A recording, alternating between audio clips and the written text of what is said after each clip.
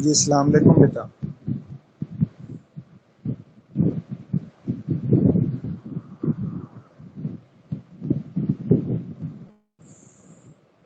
Hello.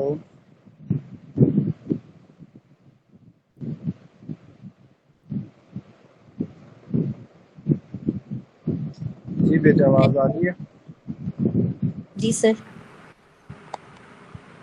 पढ़ रहे हैं इसको, केस लॉ को? जी सर, अभी पढ़ रहे हैं। एम एम पढ़ें पहले, एम, जिसमें ये बेसिकली प्रोजेक्ट कौन सा है? एलडीए का सिग्नल फ्री कॉरिडोर प्रोजेक्ट है ये बेटा। अब देखें कि लोकल बॉडी और लोकल बॉडीज गवर्नमेंट और प्रोविंशियल गवर्नमेंट, इधर इनके दरमियान जो है अगर कोई काम है तो फंडामेंटल राइट्स जो हैं बेटे, वो किस तरीके से जो है वो इन्फ्रिंज होते हैं। एम को देखें जरा।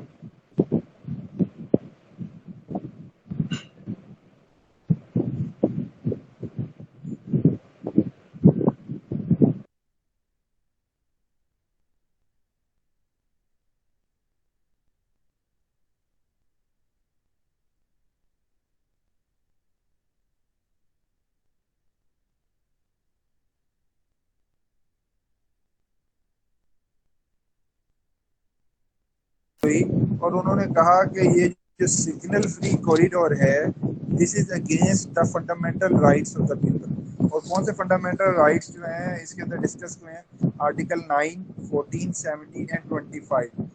हाई कोर्ट के अंदर एक पिटीशन फाइल हुई कि ये जो सिग्नल फ्री कॉरिडोर है, it is against the fundamental rights that are guaranteed in the constitution. और वो कौन कौन से हैं?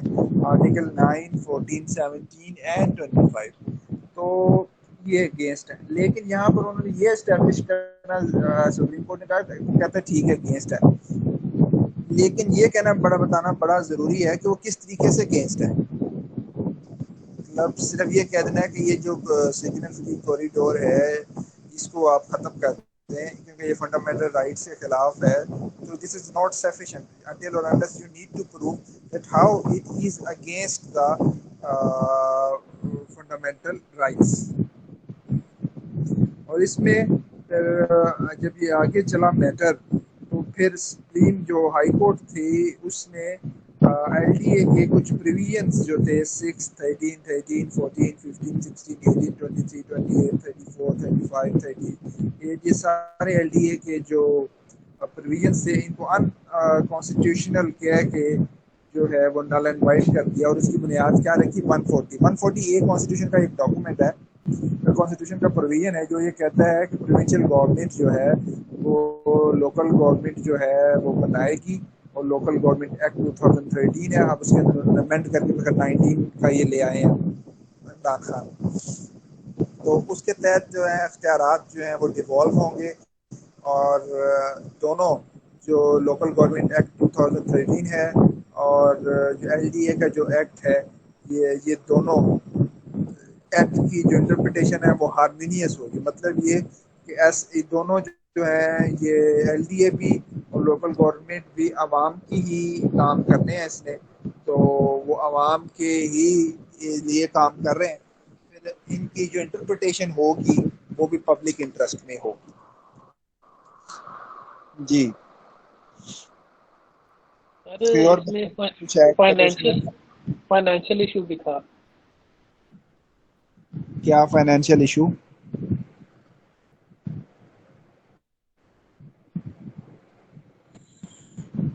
तो वो कह रहे हैं कि फिनेंशियल जो टास्क उसने देने हैं उसमें मेरे ख्याल से वो आ जाएगा कि उसको जो फंडिंग वगैरह है। इसमें बेसिकली से लोकल गवर्नमेंट जो होती है उसको फंडिंग जो है वो प्रोविंशियल गवर्नमेंट भी करती है और बजट में इनके लिए जो प्रोजेक्ट्स होते हैं वो रखे जाते हैं। तो यहाँ पर बेसिकली वो कह रहे हैं हार्मोनियस इंटरप्रिटेशन होनी चाहिए प्रोविंशियल गवर्नमेंट के स्टैचूज की भी और लोकल गवर्नमेंट के स्टैचू की भी, ताकि अगर ये बात भी मद्देनजर रखनी चाहिए कि लोकल गवर्नमेंट के इलेक्शंस नहीं हुए हुए और उनके पास पैसा नहीं है, तो अगर कोई प्रोजेक्ट लोकल गवर्नमेंट ने शुरू किया हुआ है और उसके पास पैसा खत्म हो गया है तो प्रोविंशियल गवर्नमेंट उसके प्रोजेक्ट को कंप्लीट करे और उसके अंदर पैसा लगाए ताकि आवाम को उससे फ़ायदा हो। जी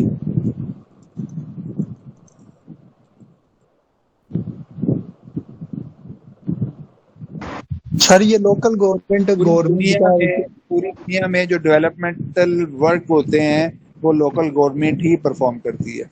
जी sir local government part of government है जो कि यानी टास्क भी परफॉर्म करती है, उनकी ऑब्लिगेशंस भी हैं, लेकिन उनके लिए जो तनख्वाह वगैरह का सिलसिला है वो क्यों नहीं रखा गया? तनख्वाह क्यों नहीं रखी गई? क्योंकि हमारे मुल्क में अभी तक जो लोकल गवर्नमेंट है उसको सही तरीके से ये इस्टेब्लिश नहीं होने देते। आपके सामने ही है, कराची का जो मेयर है, जो मेयर था, क्या नाम था उसका, वसीम, एमक्यूएम का, क्या नाम था उसका? वसीम वसीम, पूरा क्या नाम था, क्या वसीम सर। अख्तर, वसीम अख्तर था नाम उसका। वसीम अख्तर भी था, वो भी एक मेयर था। और ये जो अभी कमाल है था, वो मुस्तफ़ा कमाल। तो आप दोनों को इक्वली गेज कर सकते हैं। मुस्तफ़ा कमाल को भी वर्किंग के हवाले से, उसके मुस्तफ़ा कमाल के बाद कराची के अंदर कोई ऐसा मेयर नहीं आया जिसने इतना कराची के अंदर काम किया हो, चाहे उसने एमक्यूएम की छतरी के नीचे किया था, लेकिन वो एक मेयर वो था जिसके पास पूरे इख्तियारात थे। तो यहाँ पर जो मेयर है उनको इख्तियारात ही नहीं मिलते, फिर तनख्वाह का क्या सिलसिला उनका होना है? सर मुस्तफा कमाल तो आए दिन वो प्रेस कॉन्फ्रेंस कर रहे होते हैं और सजेशंस दे रहे होते हैं गवर्नमेंट को कि ये हाल है कराची का, आए आते हैं हाल में ये नहीं मुस्तफ़ा कमाल का टाइम पीरियड आप अगर कभी गूगल करें, मुस्तफ़ा कमाल का वो टाइम जिसमें वो मेयर रहे हैं, उस टाइम पे कराची की डेवलपमेंट देखें तो आपको पता लगेगा कराची की कितना उन्होंने डेवलप किया।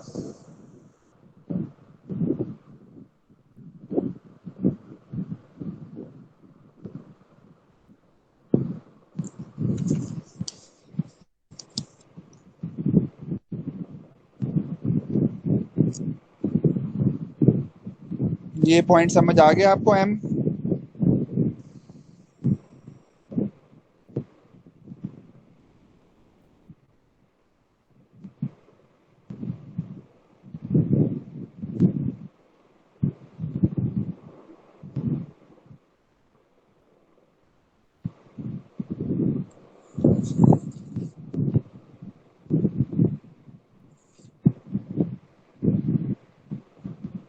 एक्ट जो है 1975 और जो लोकल गवर्नमेंट एक्ट है 2013, इनका जो है बेसिकली इशू है।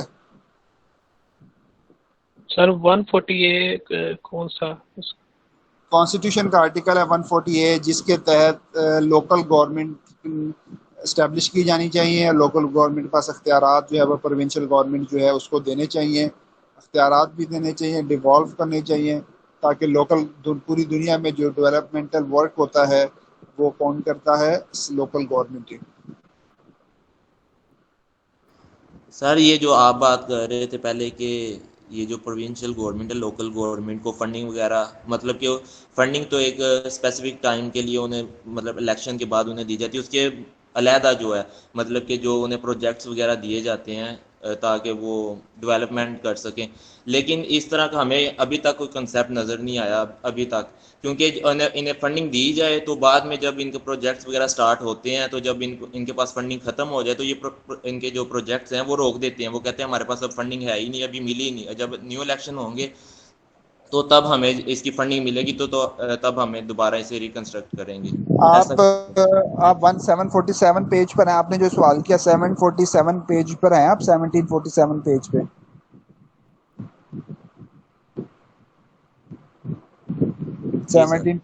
इसकी लास्ट लाइन पढ़े और फिर बताएं इसका क्या मतलब है। इन द वैक्यूम, ऊंची आवाज में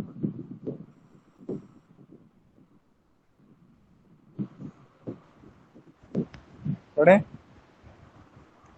जी sir. In the vacuum resulting from the absence of local government institution in initiation approval and execution of the disputed project by the provincial government through its agency LDA, was बल्कि ऊपर से पढ़ ले, further से पढ़ें, ऊपर जो लिखा है ना फर्दर, वहां से लिखें, पढ़ें further. further the High Court gave no reason why there being a vacuum due to the non-existence of the local government LDA and provincial government couldn't carry out development work. Thus, it was not at all necessary to interfere in the project in question. पढ़ें आगे। In the vacuum resulting from the absence of local government institution, the initiation, approval, and execution of the disputed project by the provincial government through the agency LDA was valid. Supreme Court directed that the project in the question may accordingly be completed subject to provision of additional facilities of pedestrians. बस यहाँ तक, बस ये पीछे जो line है, ये 2-3-4 लाइनें बताएं, इनमें क्या लिखा हुआ है? ये जो 3-4 लाइंस हैं, इनमें क्या लिखा हुआ है? आपने जो सवाल किया है, ये इन लाइंस में उसका जवाब है। सर इधर तो ये बता रहे हैं ना कि हाई कोर्ट ने इस चीज के बारे में कोई रीजन वगैरह नहीं दी कि ये जो लोकल इसमें आई थिंक है कि लोकल गवर्नमेंट अगर फेल हो जाती है तो वो प्रोविंशियल गवर्नमेंट पे रिस्पॉन्सिबिलिटी या ऑब्लिगेशन आ जाती है कि वो उस टास्क को कंप्लीट करे अपनी फंडिंग में।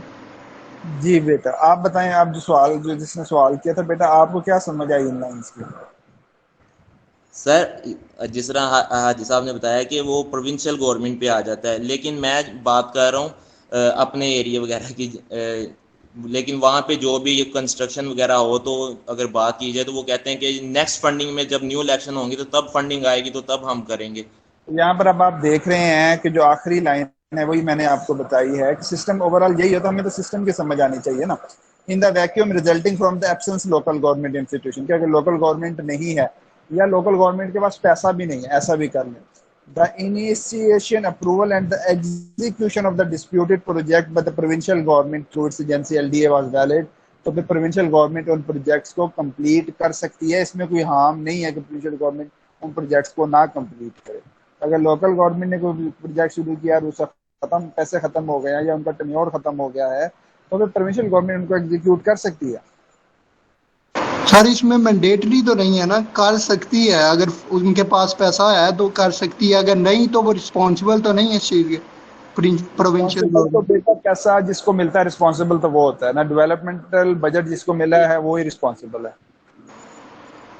सर सम हो अगर यानी वो फंडिंग में कमी है, यानी मुल्क के हालात ही ऐसे हैं, उनके पास पैसा ही डेवलपमेंट के लिए कम है, तो ये अब प्रोविंशियल गवर्नमेंट पे करप्शन पे तो आएगा अगर लोकल गवर्नमेंट ने उस पर करप्शन की है, लेकिन सम हो खत्म हो गया है वो फंडिंग जितनी भी है, तो प्रोविंशियल गवर्नमेंट के पास भी इतने नहीं है पैसे या अखराजात, तो वो अगर नहीं करती तो रिस्पॉन्सिबल तो नहीं है ना वो। बिल्कुल नहीं, जब उसने तो स्टार्ट ही नहीं किया तो उसके जिम्मेदार कैसे? उसका लोकल गवर्नमेंट ही जिम्मेदार होगी जी। 1746 के नीचे 4-5 लाइंस हैं, वो मैं चाह रहा हूँ जरा पढ़ें। Impugned judgment of the high court, और फिर इसका मुझे मतलब बताएं मरियम।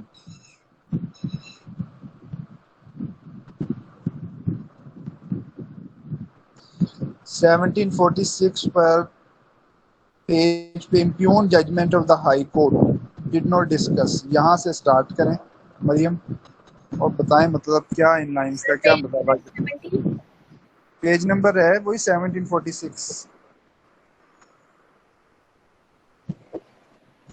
सर लास्ट से कहाँ से? Impugned judgment of high court did not, हाँ यहाँ से impugned judgment of high court did not could be considered. Income judgment of High Court did not be discussed as to why said fundamental right could not be exercised on account of provision of Lahore Development Authority Act 1975, which was struck down, and did not discuss as to why give the size and expansion of population of Lahore city and the nature and composition।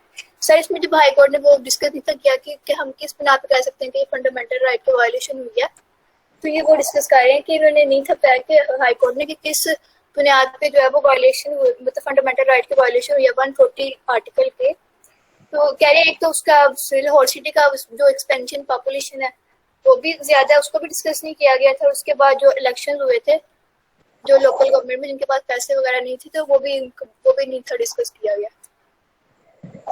पूरा पढ़े ना, अभी आपने जल्दी बता दिया, पूरा पढ़ेंगे तो आपको समझ आएगी। Okay, sir. It could not be dealt with and its growth and development promoted in a manner different from other parts of province. Such a classification was not per as such say reasonable, unreasonable. Government must not be यहाँ तक unreasonable, impugned judgment of the court से लेकर unreasonable तक क्या कह रहा है?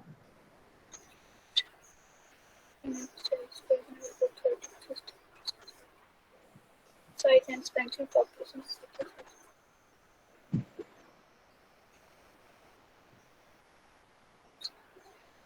इस तरह की सर वो कह रहे हैं जो क्लासिफिकेशन है वो रीजनेबल अनरीजनेबल नहीं है।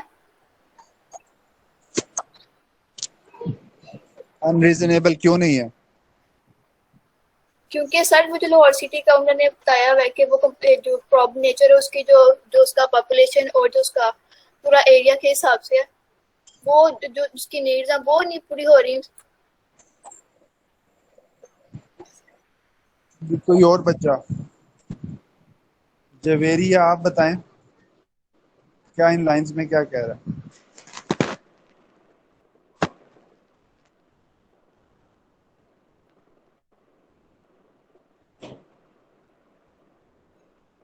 सर मेरा पीडीएफ हैक वो हो रहा है, थोड़ा हैंग हो रहा है, तो मैं देखकर बताती हूँ। इसरा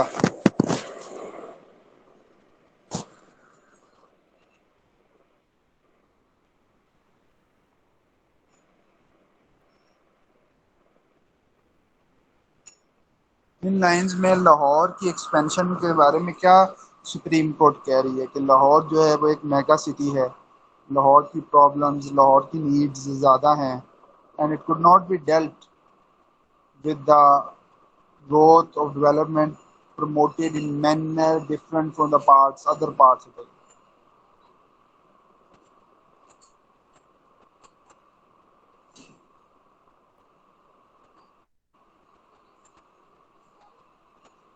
सर ये कि इसकी जो लाहौर सिटी की डेवलपमेंट है, जो जिसकी जो ग्रोथ है वो बाकी सिटीज के प्रोविंस से ज्यादा है, उससे डिफरेंट है। मतलब ये कि उसकी पॉपुलेशन बहुत ज्यादा है।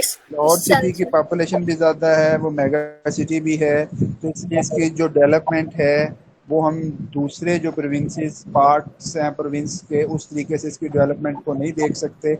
इसकी डेवलपमेंट पर ऑब्वियसली ज़्यादा पैसा लगेगा, ज़्यादा रिसोर्सेज लगेंगे, क्योंकि ये एक मेगा सिटी है, पॉपुलेशन भी ज़्यादा है, साइज भी ज़्यादा है, इसलिए like Lahore and it could not be dealt and its growth development promoted in a manner different from other parts of the province के दूसरे सूबों की तरह इसको नहीं देखा जाएगा। Such classification was not per se unreasonable। ये जो क्लासिफिकेशन है ये अनरीजनेबल नहीं है। ये लाहौर के ऊपर अगर ज़्यादा पैसा लगता है तो ज़्यादा पैसा लगाना चाहिए लाहौर पर, क्योंकि लाहौर एक बड़ा सिटी है।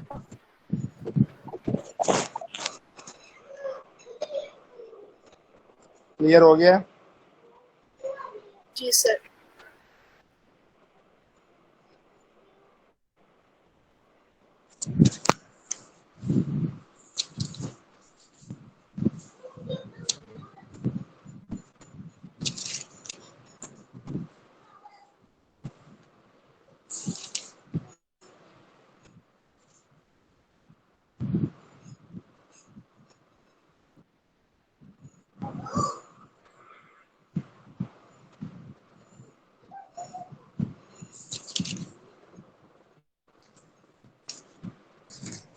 इसके बाद आर में वो पंजाब एनवायरमेंटल प्रोटेक्शन एक्ट के बारे में क्या बात कर रहा है? Punjab environmental protection act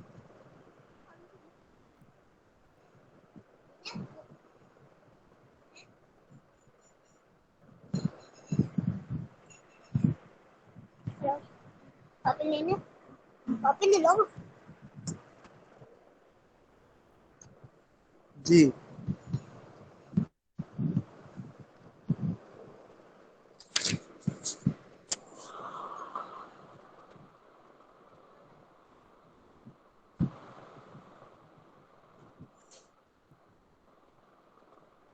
provincial government की ऑब्लिगेशंस को ड्यूटी को डिस्कस किया जा रहा है कि जो सेक्शन 5-6 है पंजाब इन्वायरमेंटल प्रोटेक्शन एक्ट का 1997 में, वो क्या कहता है कि मैंडेटरी ड्यूटी है इसकी प्रोविंशियल गवर्नमेंट की कि वो हेल्प करे ये जो लोकल। आर की मैं बात कर रहा हूँ, आर की, आर फॉर रैट। जी सर उसमें ही बात कर रहे हैं, सेक्शन 5/6 यानी सब सेक्शन 6 उसके। Section 5 sub section 6। जी उसमें पंजाब प्रोविंशियल गवर्नमेंट की ड्यूटी है, मैंडेटरी है कि वो पंजाब इन्वायरमेंटल प्रोटेक्शन एजेंसी को सपोर्ट करे या उसकी हेल्प आउट करे अगर उसको उसके प्रोजेक्ट में।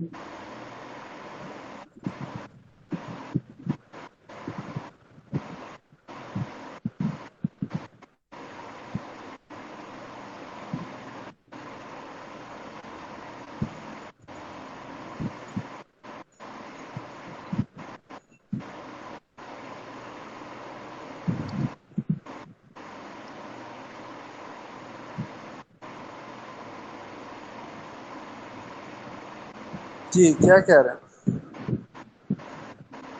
एनवायरनमेंट की बात हो रही है इसमें। सर इसमें एक रिपोर्ट है इन्वायरमेंटल इम्पैक्ट असेसमेंट, और ये एक ऐसे प्रोजेक्ट पे है जो पहले से बिल्ड हो चुका था लेकिन उसकी रिकंस्ट्रक्शन करनी थी। तो जो पंजाब इन्वायरमेंटल एक्ट है उसमें एक चीज मेंशन है कि जब भी कोई प्रोजेक्ट होगा उसकी जो असेसमेंट रिपोर्ट बनानी है उसके लिए पंजाब गवर्नमेंट की ड्यूटी है कि वो इस कमेटी को तश्कील देगी। तो अब जो ये केस है, इस केस में इस चीज पे क्वेश्चन उठाया गया है कि ये जो असेसमेंट रिपोर्ट है इसको स्ट्रक डाउन किया जाए, क्योंकि इसमें पंजाब गवर्नमेंट ने वो कमेटी तश्कील नहीं दी और ना कमेटी ने इसकी इंस्पेक्शन की है रिपोर्ट की। लेकिन जो असल में जो इसमें मसला ये था कि ये इसमें इस रिपोर्ट की जरूरत ही नहीं थी, क्योंकि एक उसमें कानून में मेंशन है कि जब भी हम किसी पहले से तमीरशुदा प्रोजेक्ट की रिकंस्ट्रक्शन करेंगे या उसको रीबिल्ड करेंगे तो उसमें हमें इस असेसमेंट रिपोर्ट की जरूरत नहीं होगी। लेकिन आखिरी लाइन नहीं ना पढ़ी आपने, आखिरी लाइन में क्या लिखा? Environmental impact assessment.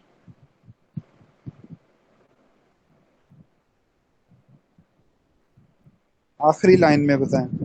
जी सर इसमें इन्होंने लिखा है कि ये सिर्फ इस प्रिजम्पशन पे इसको हम स्ट्रक डाउन नहीं कर सकते कि इसमें कमेटी नहीं बनी, ये हाई कोर्ट ने जो स्ट्रक डाउन किया था तो ये स्ट्रक डाउन उनका करना नहीं बनता था।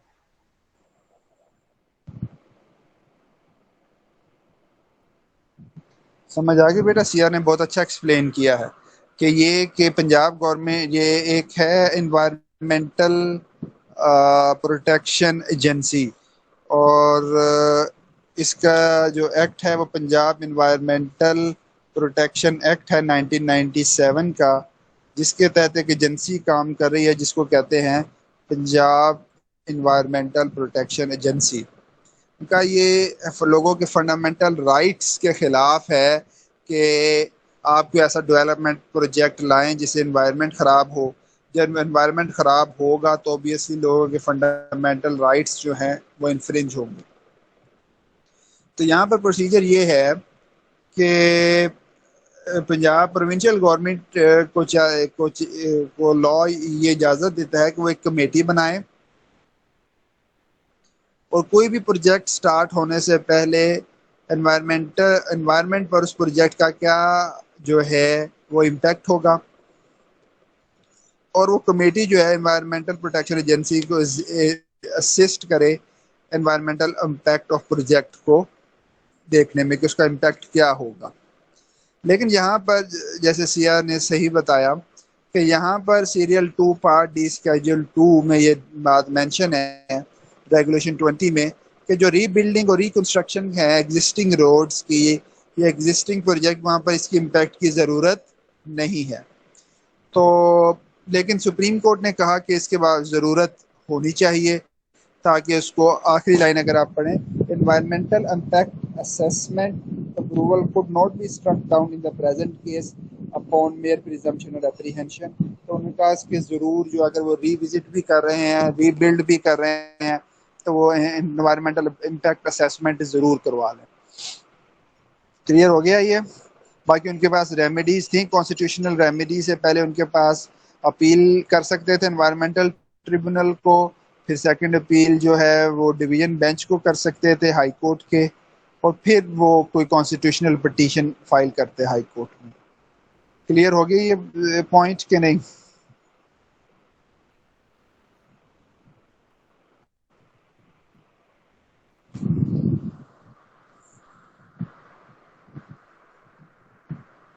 जी बेटा।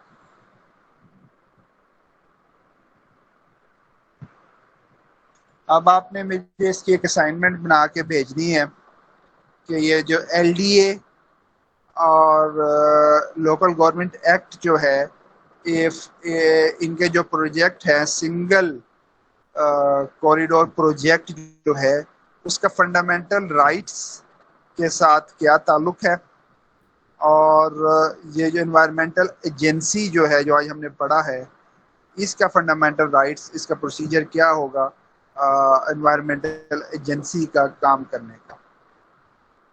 ठीक हो गया बेटा? वो कंफ्यूजन है तो इसमें डिस्कस कर ले मेरे साथ।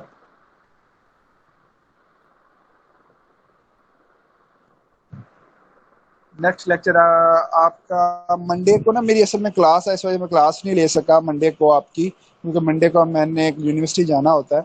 मंडे की जो क्लास है वो आपकी फ्री किस दिन होता है दिन? सीआर सर फ्री तो किसी दिन नहीं होता, सर फ्री तो कोई दिन भी नहीं होता वीक में, क्योंकि सैटरडे पे भी अब क्लासेस चल रही हैं हमारी। फ्राइडे में इसको शिफ्ट कर लें, फ्राइडे में सर कर लें फ्राइडे में क्लास मंडे वाले दिन की। सर ट्यूसडे वाले दिन जब हमारा पाक स्टडी के बाद सोशियोलॉजी का होता है तो उसको फ्री होते हैं, वो एक रिकॉर्डिंग आ जाती है। सर फ्राइडे पे भी वही है सोशियोलॉजी वाला, आप फ्राइडे पे कर लें। ट्यूसडे को क्या टाइमिंग होती है आपकी? सर ये थर्ड लेक्चर होता है वो ट्यूसडे वाला। कौन सा? थर्ड लेक्चर 4:30 बजे आप फ्री होते हैं ट्यूसडे को? जी नहीं सर फ्राइडे पे रखें सर, फ्राइडे पे इजी है हमें। सर ट्यूसडे को ठीक है। तो फ्राइडे को नमाज वगैरह। ओहो, ये तो आपका कोई वोटिंग हो जाएगी इस पर। ट्यूसडे को क्या टाइम है? 4:30 से 6 बजे तक। फ्राइडे को क्या टाइम है? सेम है। ठीक है।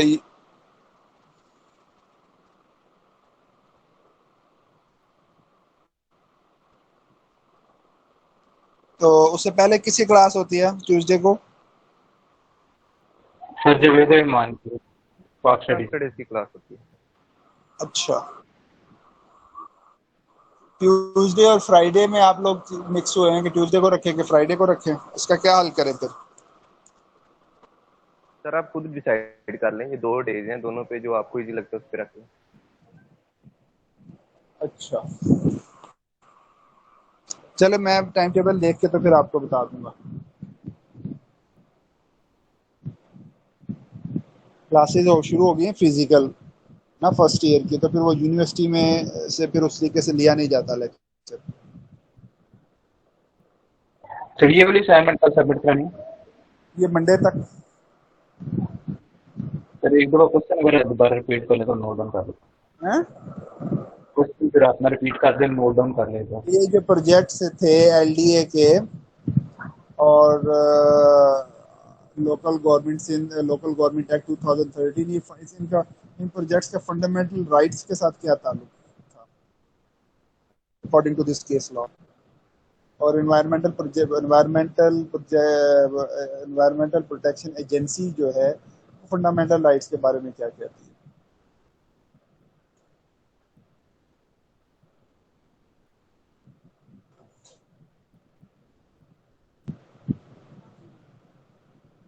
ठीक है। यस सर ठीक है। चलें, all the best, Allah Hafiz.